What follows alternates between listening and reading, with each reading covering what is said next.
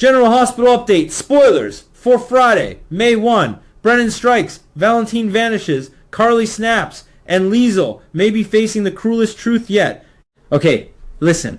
I need everybody to sit down, grab your coffee, your tea, your emotional support snack, whatever you need, because these General Hospital spoilers for Friday are giving me full-blown soap opera whiplash.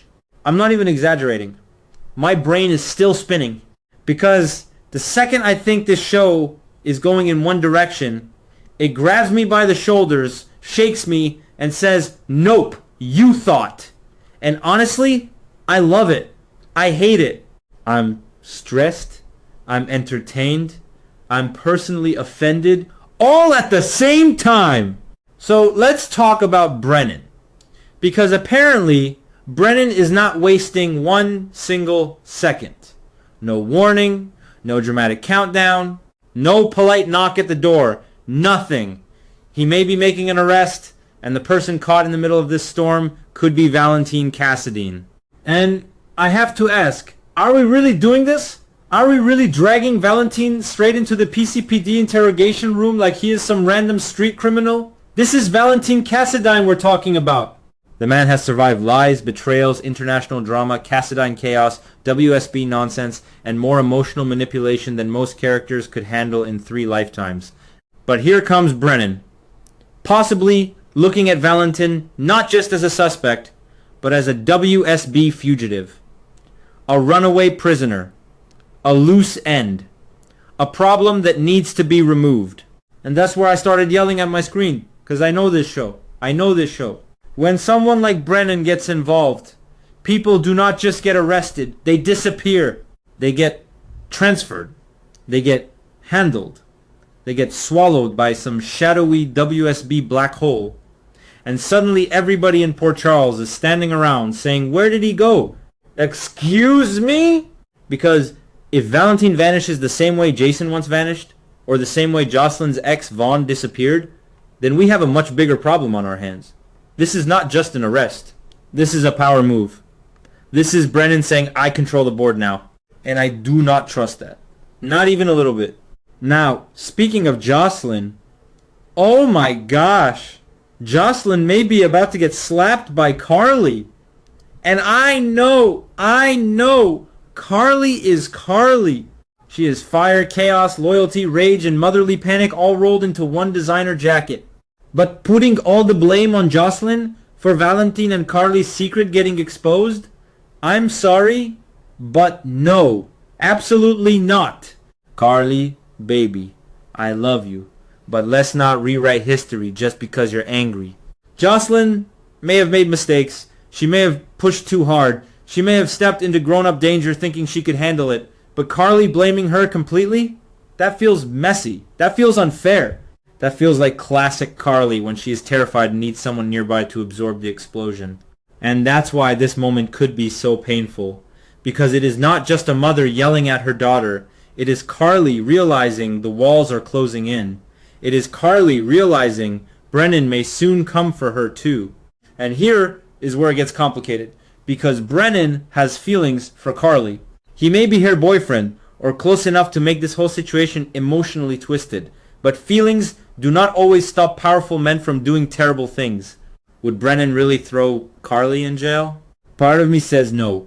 He is not heartless enough.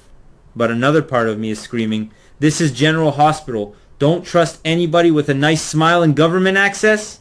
Because Brennan could protect Carly publicly while threatening her privately. He could spare her from prison but still use the truth against her. He could say he is helping her while tightening the leash. And that to me is even scarier.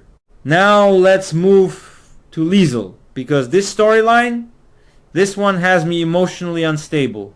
Liesl Obrecht wants answers about Nathan. And can we please take 1 second to remember how brutal this is for her. Liesl gave birth to Nathan. She loved Nathan. She grieved Nathan after believing he had been dead for 7 years. 7 years! That is not a casual misunderstanding. That is a full, emotional life sentence. And now she may find out that Nathan is not actually Nathan, that there is another child, a child Liesl never knew existed, a child who may be impersonating Nathan. I'm sorry, what? This is the kind of reveal that makes me want to stand up and pace around the room like I'm personally related to these people. Because for Liesl, this is not just a mystery. This is emotional torture. This is motherhood being weaponized. This is grief being reopened with a rusty knife. And then we have Britt's name possibly coming into the middle of it. Oh, Britt. My complicated, brilliant, frustrating Britt. Liesl already survived Britt faking her death once, and that nearly destroyed her. So if Liesl discovers that Britt knew something about this fake Nathan situation and chose to stay silent, oh, it is over. Liesl will not just be angry. She will be volcanic. She will be shattered. She will be betrayed on a level that words barely cover. And honestly, I would not blame her, because how many times can this woman be asked to mourn people who are not really gone, or love people who are hiding monstrous secrets? How many times can she be manipulated through her children? At some point, enough is enough. And now the fake Nathan situation gets even darker, because this man may want to send Jocelyn away. Not just scare her, not just silence her. Send her somewhere else. Remove her from the board. That is chilling. And the theory that this fake Nathan may have also impersonated his own father, Faison. I'm sorry, I need to breathe. Because if that is true, then we are not dealing with some confused, long-lost son who got tangled in a bad plan. We are dealing with someone deeply dangerous, deeply calculated, and possibly obsessed with identity in a way that feels straight out of a nightmare. If Jocelyn finds out too much, she becomes a problem. And on this show, people who become problems either get threatened, kidnapped, framed, or shoved into some dark location where everyone spends 2 weeks saying, "Have you heard from Joss?" No, I will not be calm about this. And then there is Sunny and Ethan, possibly meeting someone. And who do I think it is? Sidwell. It has to be Sidwell, right? And the second I think about Sunny and Ethan walking into Sidwell's orbit, my blood pressure goes up, because Sunny is powerful. Sunny is experienced. Sunny knows danger. But Sidwell is not some little local thug who can be intimidated by a glare and a whispered Corinthos threat. Sidwell feels bigger than that. He feels like the kind of villain who smiles while 10 other people do the dirty work behind him. And Ethan? I like Ethan. But sir, are you sure you want to be standing next to Sunny when Sidwell decides to make a point? Because that is how innocent adjacent people get dragged into chaos.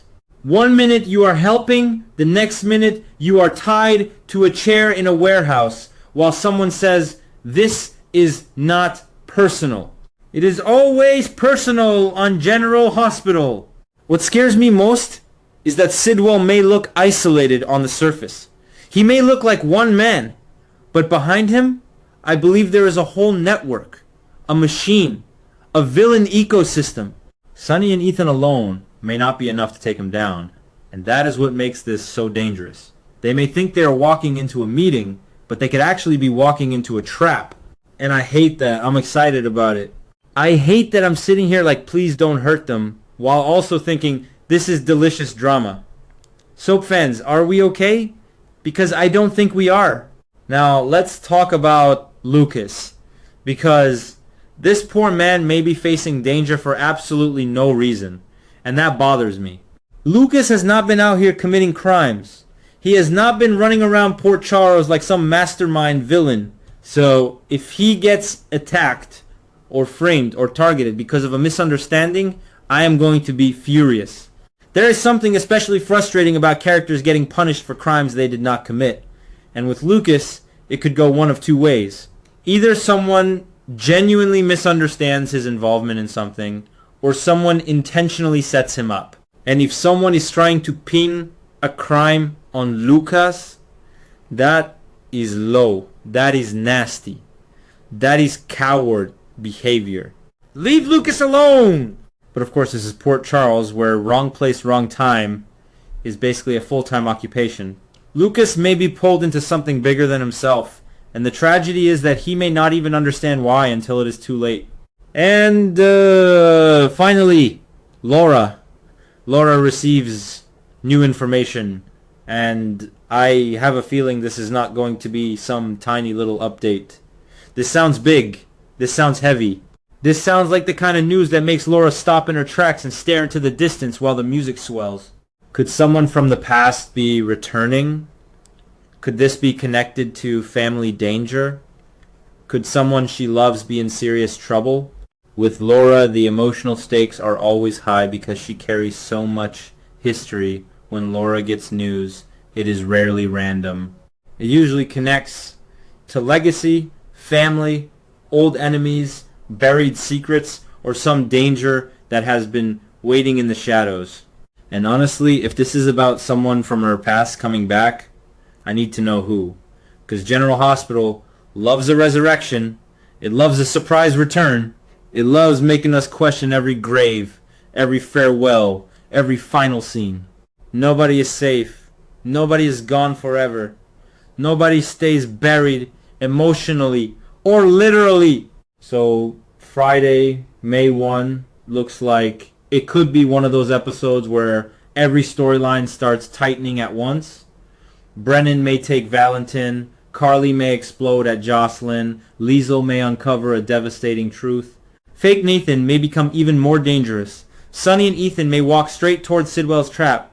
Lucas may get targeted unfairly. Laura may receive news that changes everything. And I'm sitting here like, how am I supposed to function after that? This is why I keep watching. This is why I get mad, then come back the next day. Because General Hospital knows how to take family drama, criminal drama, spy drama, emotional trauma, and identity chaos, throw it all into one pot, and serve it like, here, enjoy your Friday. Enjoy. I am emotionally fighting for my life. But I need to know what you all think. Is Brennan really going to make Valentine disappear? Is Carly wrong for blaming Jocelyn? Or is she just scared? Is Liesl about to learn the most painful truth yet? And do we trust fake Nathan for even half a second? Because I do not. I do not! Friday's spoilers feel explosive. And I'm telling you right now, if even half of this plays out the way I think it will, Port Charles is about to be a complete disaster zone. And honestly, I'll be watching every second.